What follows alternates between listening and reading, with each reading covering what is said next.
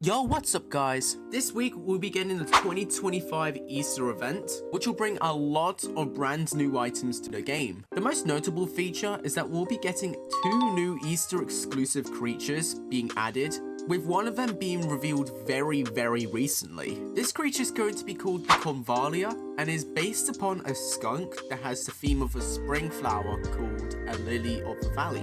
One noticeable thing to note about this creature is that it's going to be a photo carnivore, which this is a really good thing as we have not had a new photo carnivore since the Gristlemog, which was over a whole year ago. In addition to this, I think the design does fit well with the spring theme, and I also like how it has antlers with the said flower on them. Furthermore, I do think that it looks quite similar to the Tabaroom with the color scheme, which we got in the last Spring Meadows event. If you want to get your hands on this creature, it's going to be available during the awards track in the event, which is similar to the one we had in the Valentine's event a couple of months ago.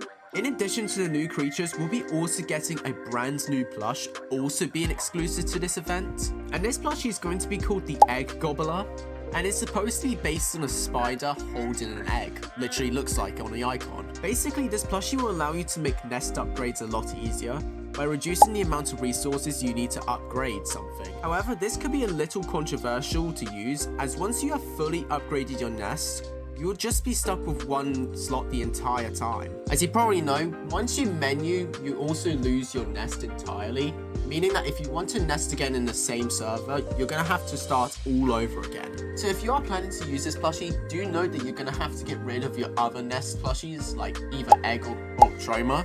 So I would recommend only using this to trait hunt. A few more little things about the Easter event as well is that we're also going to be getting a lot more cosmetics as well, like for example a brand new material, color palettes, and even a brand new signature look. And also one final thing about the Easter event is that Verdant Warden will be returning. However, it would only be obtainable once for completely free on the rewards track, and that's only after you do a few rebirths, which is pretty similar to what happened to the Ardor Warden in the Valentine's event. So you might have to do some grinding if you want to get your hands on the Verdant Warden. Alongside the Easter event, we'll be also getting a redesign for the Flixlit. The main changes that come with this is that the amount of parts in the rig were reduced in order to give less lag when using it, which honestly I think this is a really good thing, as I've heard a lot that Flixlit was quite laggy to use because of the speed of a rig moving, which honestly is pretty damn impressive to think that such a small creature can cause so much to lag.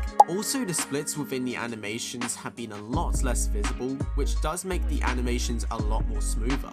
Personally, I think that its redesign was needed mostly just to remove the lag of the Flixlit, which is likely why people stopped playing it in the first place.